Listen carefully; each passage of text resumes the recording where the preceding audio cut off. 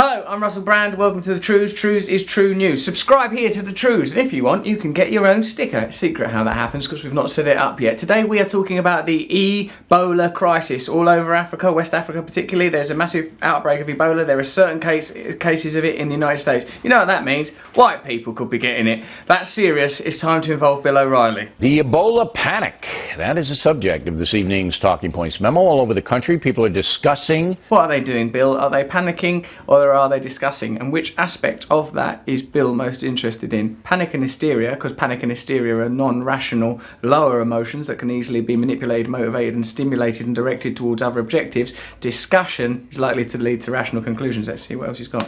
Brand new Fox News poll asks, how concerned are you Ebola will spread to the USA? 68% concerned, 31% not so much. How will you feel after you've watched a bit of Fox News? I'm frightened of almost everything now. I watched Fox News for half an hour, then I looked at my own foot, and I think, I don't remember giving that Papers to Live Here. Does it even know the national anthem? Here are the facts. Liberian national Thomas Duncan currently being treated for Ebola at a Dallas hospital where he's in serious but stable condition. It exists in our mind, doesn't it, the concept that we're going to have some punishing virus that's going to destroy humanity. The Bible talks about plagues, and there's a sense that we can't go on living like this. At some point there's going to be a punishment. Bill introduced this section by talking about the facts. Here are some facts that we got. The diagnosis of the first Ebola patient on US soil this week may have put people in panic, fearing the exotic virus more than mundane germs such as flu that pose a far greater threat to the average American. It's interesting too that it shows you how fear works, doesn't it? Like, none of us are deeply neurotic about getting run over in an automobile accident, but if I think that there might be a paedophile nearby, I get really nervous, and I'm 39. Duncan arrived in the USA on September 20th. Prior to that, he had helped a 19-year-old woman in Liberia who was ill. That woman died from Ebola. Because Ebola is rare and relatively difficult to transmit, it kills far fewer people than diseases of which Americans are no longer afraid, such as measles and influenza. So, from our perspective with the Trews, analysing how media behaves, the fear that's being generated is not relating to actual information.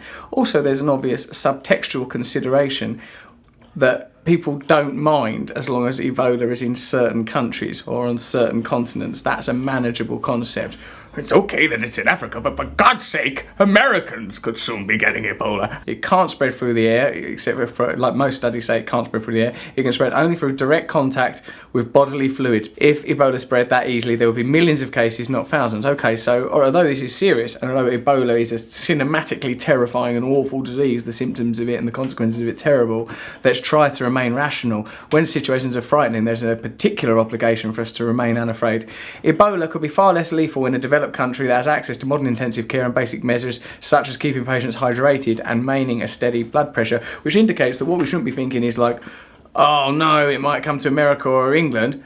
We should be thinking, we better go to Africa and help people that have already got Ebola. A few days after her death, Duncan, apparently outwardly healthy, boarded a plane in Monrovia, flew to Brussels, Belgium, changed planes, then flew on to Dulles Airport in Washington, where he again changed planes and went to Dallas. I don't know why Bill O'Reilly's judging this man's holiday. Then he changed planes again. Then he went into the lounge and ordered some peanuts, most of which he spilt. On September 24th, Duncan begins to have symptoms of Ebola.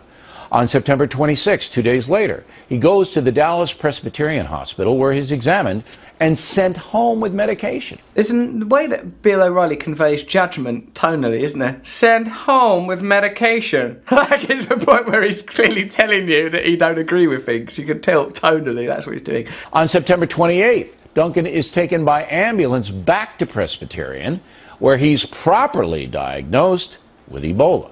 But here's the shocking thing. Before the ambulance arrived, Reuters is reporting that Duncan was seen vomiting in the parking lot. Puking in a parking lot. Who's grassing him up for puking in a parking lot? Who's doing that? Bay of Paradise, puke in the parking lot. He was sick in a parking lot. Later on he went upstairs. He didn't wipe his ass correctly. We checked the paper. There was gubbins. So in Dallas right now, there is grave concern. I just started crying. I was like hysterical, so. I was just wanted to get to my kids, so I went and got them. People want to shake each other's hands, they want to talk to each other, they scared to go into the restroom. It's scary. Real scary. Lots of fear and hysteria there that Fox are spreading. Remember, just as if you use the disease of Ebola simply as a symbol in the context of media analysis, what is the function of this symbol? And is it comparable to the way you've seen Fox News talk on other issues such as immigration and war? The main thing they're interested in stimulating is fear. The main thing they want is a population entranced and fearful that are constantly looking to palliate themselves through consuming and are unlikely to think about broader social issues because you're pinned to the wall with terror. If you're thinking, oh my God, ISIS, Ebola. Hey, do you know that rich people aren't paying any tax or contributing to society? I don't give a fucking shit. I just don't want my guts to get eaten or my head to get chopped off. Many people frightened and angry that Ebola may spread throughout the USA. So what should the federal government do? First of all flights from West Africa should immediately be discontinued to the USA. And Europe should do the same thing. Okay, so now Bill's moving into the area of policy. And this ain't the first time I've seen Bill O'Reilly say stuff like, don't have flights from West Africa to the USA. Do you remember like a little while ago? Don't let any Mexican people cross that line. Build a wall, have guns, drone them. Bill don't want people, okay? He ain't bothered about Ebola going to the USA. He don't want people going in the USA, particularly people with certain degrees of pigmentation. With us now to talk about the Ebola crisis in what I can only call a coincidence and incredible stroke of good fortune is a bloke called Morris. Mate, tell me what your involvement is with Ebola and what you know about it. I'm from Sierra Leone, a country that's heavily affected by the Ebola crisis right now. What are your objectives? What do you need to happen in Sierra Leone? Our objective is trying to stop the spread of Ebola and stop the rate at which it is spreading and killing our people. Our people are dying because initially, from the outset of this, we believe that had the international community acted right at the time when when the disease broke out, it would have been contained. That's a good point, Maurice. One of the things that we notice a lot on the Trews, and a sort of a commonly observed factor, is that lives in sort of, say, non-white countries don't get as much reporting on, and there's not such a sense of obligation. I'm not saying exclusively African countries, but also sort of Latin America, Indian subcontinent. How does that feel as an African person when stuff is neglected because of a sort of a media bias and a care bias? It's a problem, you know, in development in general, in Africa, the way Africa is reported on. Yeah. It's a big issue. This nauseating melodramatic narrative that is perpetrated by Western media to tell African stories. Africans are not given the opportunity to tell their own stories, to own their own narratives about the issues that's affecting them, to resolve the problems, to help them, for people to listen to the ideas about how their problems should be resolved. That doesn't get communicated over here in the West, and there's a big neglect in that sector there. So the media in this crisis has a massive role to play, because one of the things that's going to cause this thing to keep on spreading is the disinformation, misinformation, and the hysteria. And the fact that it's starting to build a certain kind of hysteria in the West is only going to add to the crazy chaos hysteria that's already causing the situation to be uncontainable in Africa. That's an interesting speech, Maurice, but I like to get my information from this guy, Bill O'Reilly. He's more balanced and judged. So just shut up for a while. Okay. What you said, there was some value, but what does Bill say? Now, I feel sorry for the West African nations. Now, Bill feels sorry for West African nations. Grateful? Also, U.S. immigration should allow no one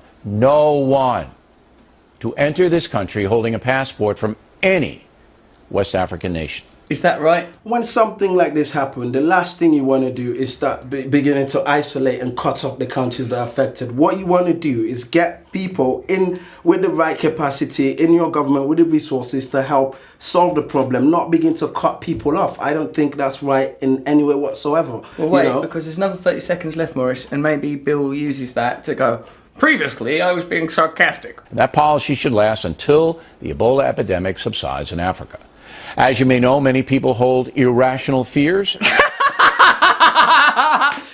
where are these irrational fears coming from? It's weird, isn't it? It is absolutely weird, Russell. I don't know. Where is it coming from? I don't know. It's like almost like there's a machine that's generating irrational fear. Once Ebola starts spreading around the country... I really enjoyed the word spreading there. ...chaos will follow.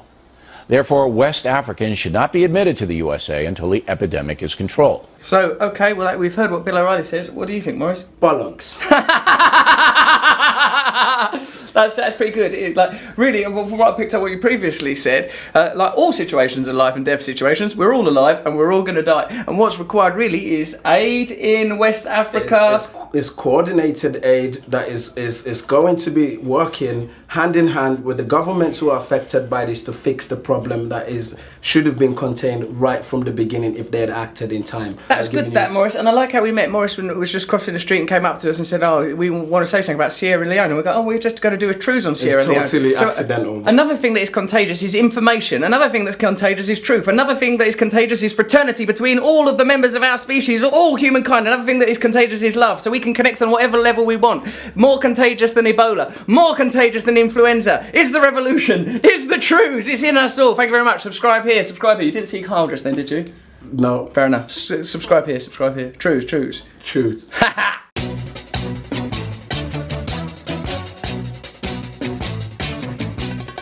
Nose is a tool that is abused to fool you and to leave you scared and confused. Trews is like the nose. If the nose was true, I want some Trews. Let's have some Trews.